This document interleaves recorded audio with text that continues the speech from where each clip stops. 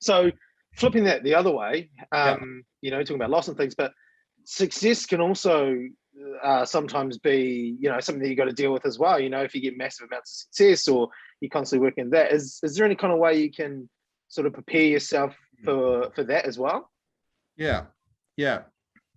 I'm smiling because I was just sat with somebody at a recent sporting event, and they'd just done really phenomenally well, and got the big prize in their sport, and they're about to back it up and perform again.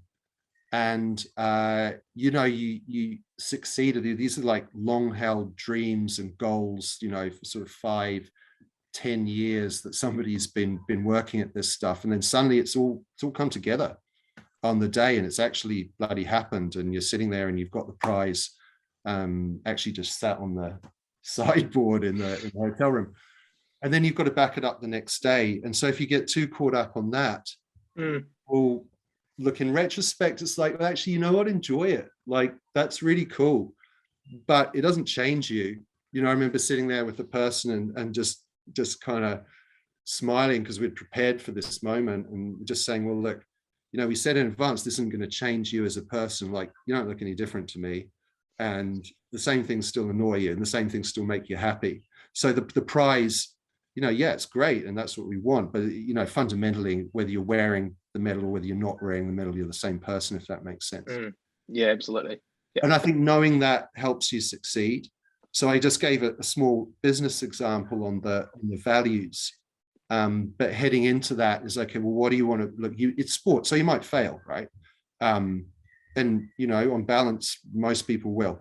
But if you want to be the one to take out the prize, don't make it about success or failure. It's got to be about what you want to be about in your performance, win, lose, or draw, and what you want to commit to delivering in your performance. Like your performance, like the success, it's like it's your product.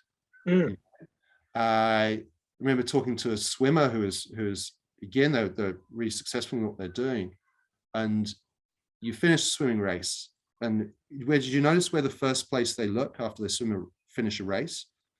At the scoreboard or the exactly. screen to see? First they do that, and they look to see, did they touch in front of that person? And then they look at the scoreboard. So you just produced this like 2 minutes swim that you've been constructing for the last sort of 14 years.